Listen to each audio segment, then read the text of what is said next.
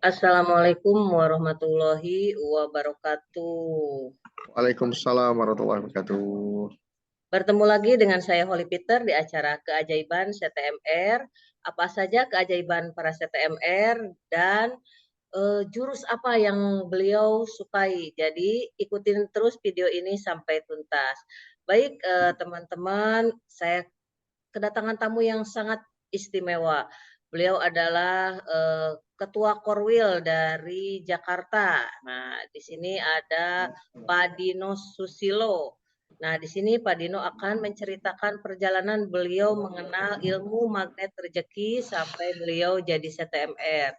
Kepada Pak Dino, saya persilahkan untuk menceritakan apa saja keajaibannya, perjalanan mengenal ilmu magnet rezeki, apakah dimulai dari persoalan amanah atau persoalan keluarga atau nggak punya persoalan apa-apa? Silahkan Pak Dino, boleh. Baik, bismillahirrahmanirrahim. Assalamualaikum warahmatullahi wabarakatuh. Ya, alhamdulillahirrahmanirrahim. Wassalatu wassalamu ala asrofil anbiya'i wal mursalin wa ala alihi washabihi ajmain. Asyhadu an la ilaha illallah wa anna rasulullah. Allahumma shalli ala sayyidina Muhammad wa sayyidina Muhammad. Rabbi shalli sadri wa yassir amri. Urut amin sana wa khalil. Baik, terima kasih. Yang pertama kita panjatkan pujian pujian puji syukur kehadirat Allah Subhanahu wa taala yang pada pagi ini ya atau hari ini kita diberikan kesempatan bisa bersilaturahmi. Saya bertemu seorang yang keren banget ya, Bu Holly ini.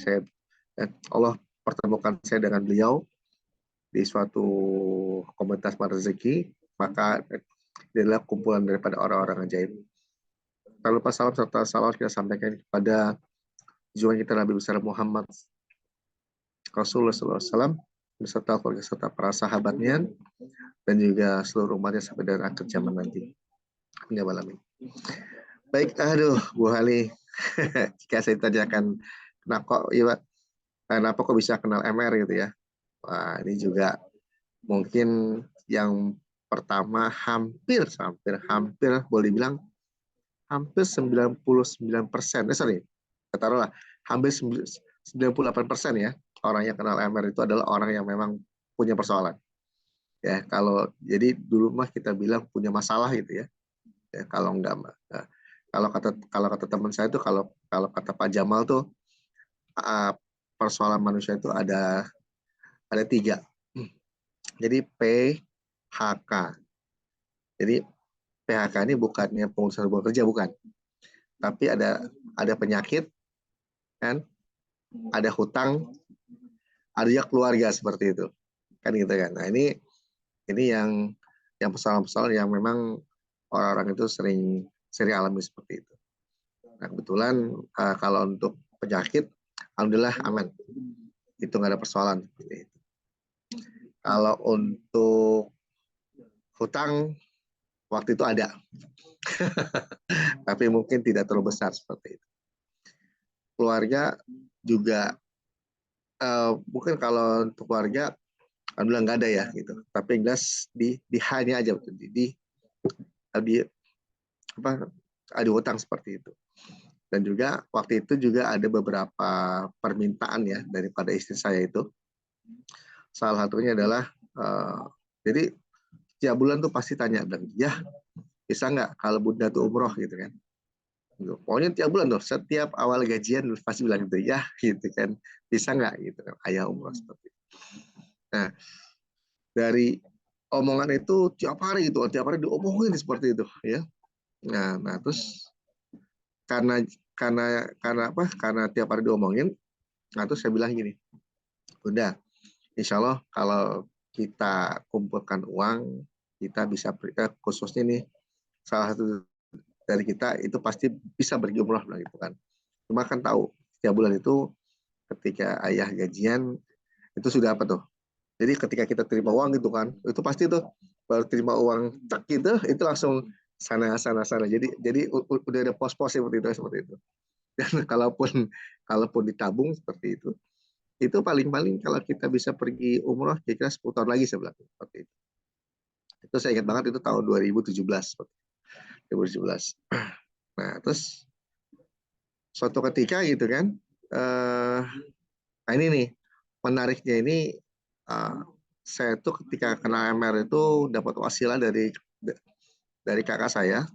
Jadi beliau kebetulan dapat informasi dibilang gini, nih siapa nih yang mau ikut seminar gitu kan? Atau kan saya bilang, apa seminar apa gitu kan? Tentang rezeki bilang gitu kan. Wah, nah terus gitu tuh. Nah ketika dibilang tentang rezeki, maka pikiran saya gini, wah ini pasti seminar yang kira-kira bisa cari cara biar cepat dapat uang. Atau seminar yang ketika kita hadir itu dapat cara gimana bisa cepat lunas utang seperti itu. Dan gimana caranya bisa dapat penghasilan tambahan seperti itu. Akhirnya saya ikutilah kegiatan itu kan.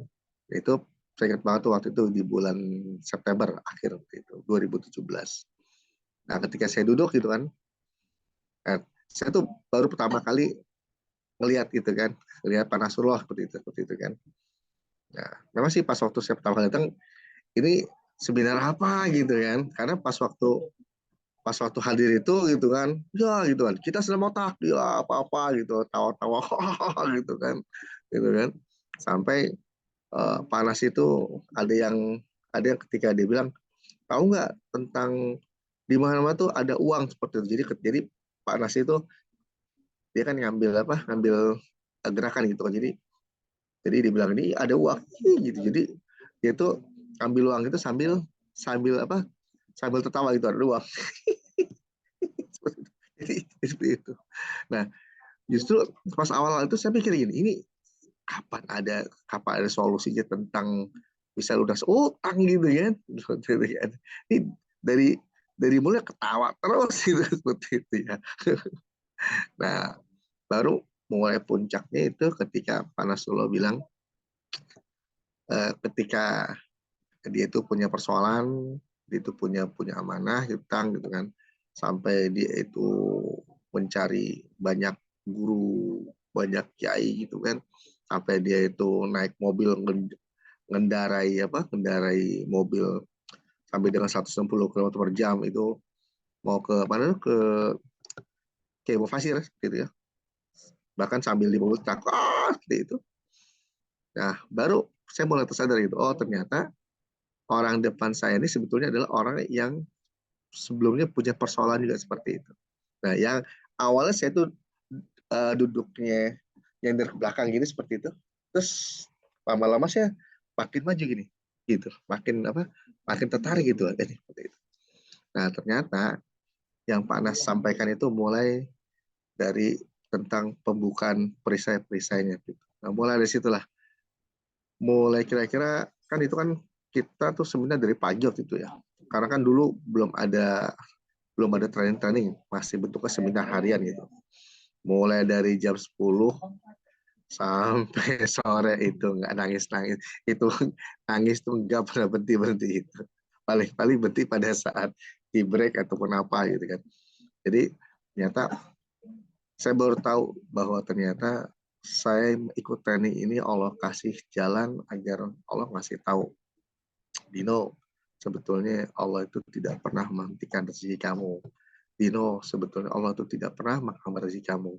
Tapi diri kamu lah sendiri yang menghambat rezeki kamu seperti itu.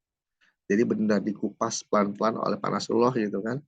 Mulai dari buka perisainya, terus jeruk nipisnya, terus juga bagaimana ketika duduk di bangku taman dengan apa namanya, dengan uh, dengan dengan roller coaster seperti itu. Jadi ya Allah gitu kan. Jadi barulah saya tahu ternyata ini adalah sebuah seminar yang membuka hati kita, membuka mata hati kita, dan juga membuka pikiran kita bahwa ternyata mana rezeki adalah bukanlah berbicara tentang bagaimana caranya dapat rezeki, tapi bagaimana cara membuka perisai-perisai kita, membuka penghalang-penghalang rezeki kita agar rezeki kita bisa langsung deras mengalir seperti itu. Lalu, nah setelah seminar tersebut, lalu saya coba praktekkan gitu. Nah pas saya pulang ke rumah habis sholat maghrib, istri bilang lagi tuh, ya bisa nggak gitu kan, Bunda pergi umroh gitu. Nah, karena siangnya itu saya baru dicas energi oleh para Rasulullah kan, maka saya bilang gini, bisa bun, bilang gitu ya. Terus uangnya gimana? Ada, saya bilang gitu. Dari mana? Pokoknya ada, saya bilang gitu kan. Sambil dalam hati bilang, ya Allah bantu ya Allah itu. Jadi saya itu tidak mau apa? Tidak mau menampakkan kesedihan saya, tidak mau menampakkan nangis saya di depan istri apa? Di depan istri saya seperti itu. Lalu mulai dari hari pertama saya mulai praktekkan ilmu rezeki. Yang pertama saya mulai buka perisainya, lalu saya rawat jaga apa? Saya rawat terumbu karang, sekaligus saya melakukan garpu tala dan juga RFF seperti itu. Ya, jadi saya garpu tala, terus juga sholat tobat. Jadi alhamdulillah gitu, selama 7 hari berturut saya praktekkan. Pas hari ketujuh, saya ingat banget tuh, selepas Isya, habis saya sholat Isya doa, tiba-tiba saya ditelepon lagi nih, Din, kira-kira istrimu bulan Desember ada acara nggak, bilang gitu kan. Loh, kalau itu saya nggak tahu gitu. Emang kenapa, bilang gitu kan. Enggak, kalau emang nggak ada acara bisa nggak gitu kan, temenin ibuku, bilang gitu kan. Emang mau kemana gitu kan. Ya kebetulan ibu mau pergi umroh, tapi gak ada yang nemenin gitu. Gitu kan. Nah, pas dengar itu saya sambil megang handphone gitu, itu tangan bergetar gitu kan, bergetar, terus dalam hati bilang, ya Allah gitu kan, begitu cepatnya engkau memberikan jawaban gitu tentang istriku bisa pergi umroh seperti itu. Maka saya bilang sama sana kan, bisa, saya bilang itu saya pasti bisa berangkat, bilang itu. Udah habis tutup teleponnya saya langsung sujud syukur, pasti di depan sejadah saya nangis jadi pokoknya nangis bilang, ya Allah, bilang itu. Habis itu saya langsung bilang ke saya, langsung bilang ke istri saya seperti itu kan, bahwa bilang, Bunda, bulan Desember ada acara nggak? Gitu kan. Ya nggak ada ya, paling kan anak sekolah liburan gitu kan. Emang kenapa? Kalau emang Bunda nggak ada acara, alhamdulillah Allah kasih umroh. Loh, emang dari siapa? Pokoknya Bunda berangkat, bilang gitu kan. Udah akhirnya kami berdua berpelukan nangis seperti itu. Ini adalah keajaiban yang Allah berikan setelah saya ikut 7 hari ikut seminar MR seperti itu. Nah, baru dari situ tuh mulai banyak keajaiban. Jadi setiap ada, karena kan kalau saya itu basicnya kan, kalau saya basicnya di bidang konstruksi ya. Saya tuh sebagai konsultan perencana sekaligus pengawas bidang konstruksi. Nah, habis dari situ mulai banyaklah keajaiban. Saya dapat project, ada beberapa project besar seperti itu, mulai dari puluhan juta sampai dengan ratusan juta seperti itu. Lalu pas akhirnya di bulan Maret 2018 itulah pertama kali saya mengikuti camp. Jadi camp pertama kali saya itu di 2018, itu camp 9, itu di puncak seperti itu. Lalu ternyata bulan April itu Pak Nasrullah melalui Telegram itu menyampaikan lagi, dibuka TFT kedua. Jadi itu TFT pertama itu di bulan Februari, TFT kedua itu di bulan April seperti itu. Maka saya ikut ya. Karena apa? Ya Allah, ini adalah uh, ilmu ya Allah yang disampaikan oleh Pak Nasrullah, dan aku mau ya Allah agar bisa menyampaikannya. Maka di bulan April 2018 saya ikut TFT 2, dan di saat itulah saya mulai jadi seorang CTMR seperti itu. Dan ternyata ternyata pas training CTMR itu, training TFT itu, Pak Anas sampaikan itu loh. Siapa CTMR? CTMR adalah para pendosa yang mencoba untuk kembali ke jalan benar dengan cara memuliakan serta bagian orang lain. Dari situ ternyata Allah kasih apa? Saya baru tahu apa itu detox. Ya, karena apa? Karena sebelumnya ketika saya kenal MR, Allah tuh kasih banyak banget tuh kajian-kajian. Oh, pokoknya enak lah. Oh, pokoknya. Nah, ternyata setelah jadi CTMR, itu malah ujiannya malah tambah berat. Oh, sorry, iya. Malah malah nggak ringan seperti itu. Bilang, waduh, ini kok apa, jadi CTMR malah panjang ujian gitu kan. Waduh, ternyata emang inilah ternyata ketika ketika jadi seorang CTMR ada satu ilmu MR yang benar-benar itu harus dijaga. Apa itu? Garis kebenaran gitu. Itu kira-kira seperti itu. Ya, ya betul betul. Jadi Jadi ini kita perjalanan tuh. panjangnya, keajaibannya ini salah satunya dapat mengumrohkan istri itu ya setelah mengikuti, Ya, seminarnya Pak Anas itu berarti sebelum sebelum pandemi dan, perjalanan, jadi CTMR-nya itu termasuk cepat ya, jadi, ikut camp langsung TFT gitu.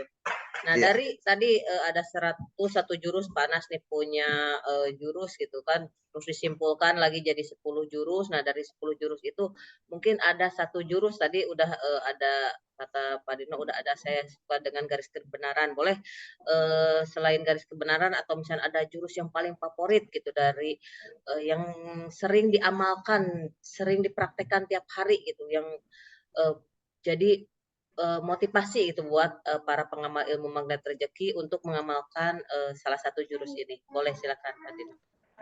ya. Jadi seperti yang saya bilang tadi kan, ternyata ketika ketika jadi seorang CTMR, ilmu yang sangat-sangat harus dikuatkan adalah ilmu garis kebenaran. Seperti itu. Karena terkadang ketika seorang sudah jadi CTMR, eh, ada rasa, gue nih trainer gitu kan gitu. Nah, ternyata itu benar-benar Allah kasih ujian itu dengan kita, jangan kita jadi seorang apa, dengan kita jadi seorang trainer, kita tuh harus benar-benar lebih menundukkan diri kita seperti itu. Yang pertama. Terus kedua, saya suka dengan GT gitu.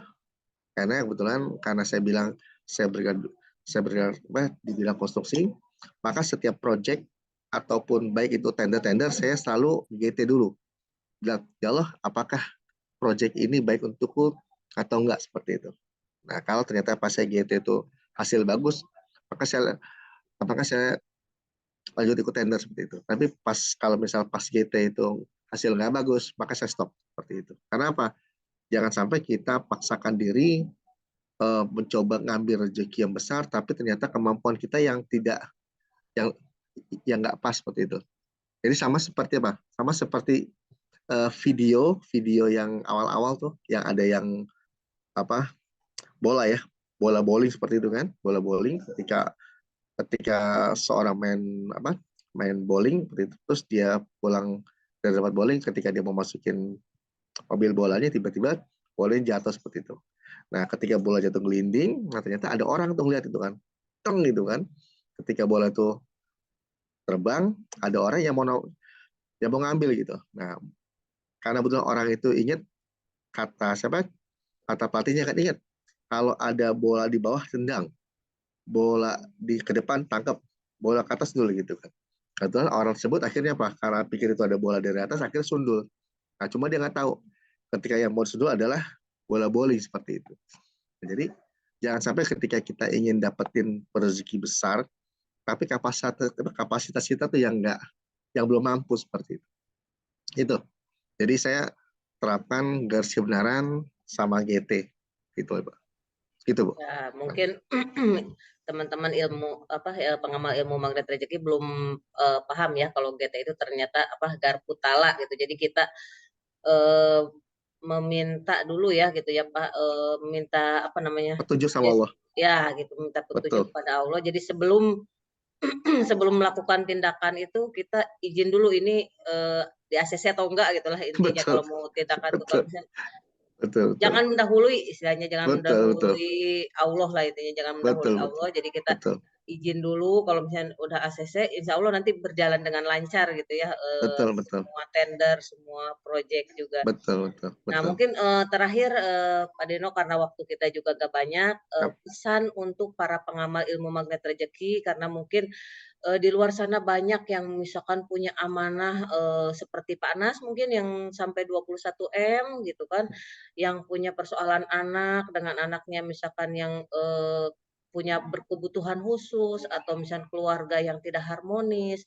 Nah, dengan ilmu MR ini apa pesan dari Pak Dino? Silahkan. Ya, baik. Teman-teman semuanya, memang manusia itu pasti diuji Allah dengan banyak persoalan. Karena apa? Tandanya Allah sayang kepada kita adalah Allah ngasih persoalan kepada kita berupa ujian seperti itu.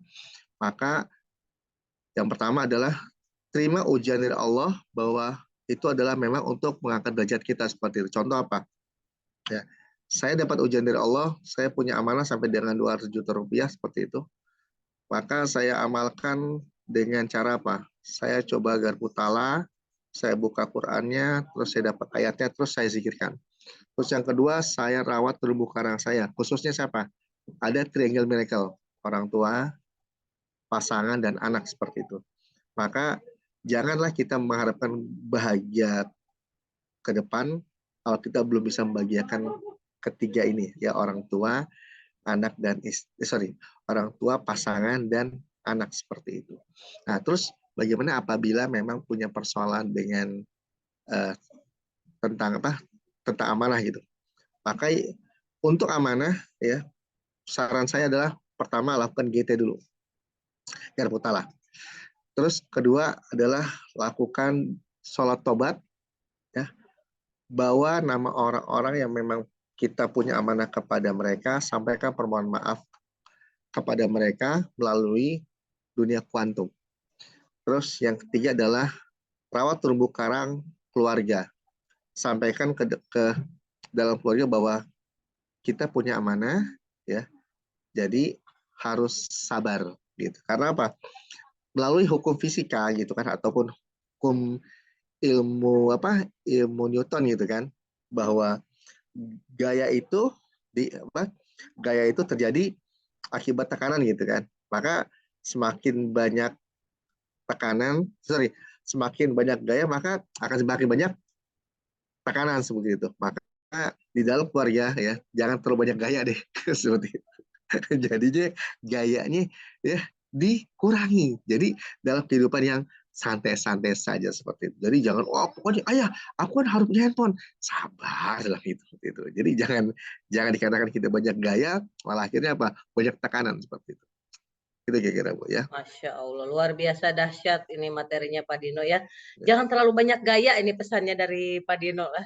Intinya jangan terlalu banyak gaya. Jadi nanti kalau nggak terlalu banyak gaya, nggak punya amanah hidup tenang, Betul, damai, gitulah betul, sentosa betul. lah hidupnya nyaman, serasa di surga itu kalau nggak punya Amin, amin, amanah, nggak amin, punya amin, amin, nggak punya ini ya, nggak punya amin. persoalan, Masya Siap. Allah. Baik, terima kasih Pak Dino atas Sama-sama. waktunya. Teman-teman ikutin terus channel ini kalau mau tahu banyak cerita para CTMR. Terima kasih telah menonton video. Like dan subscribe channel YouTube Holy Peter. Sampai jumpa di video-video berikutnya. Wabillahi taufiq wal hidayah. Wassalamualaikum warahmatullahi wabarakatuh. Waalaikumsalam.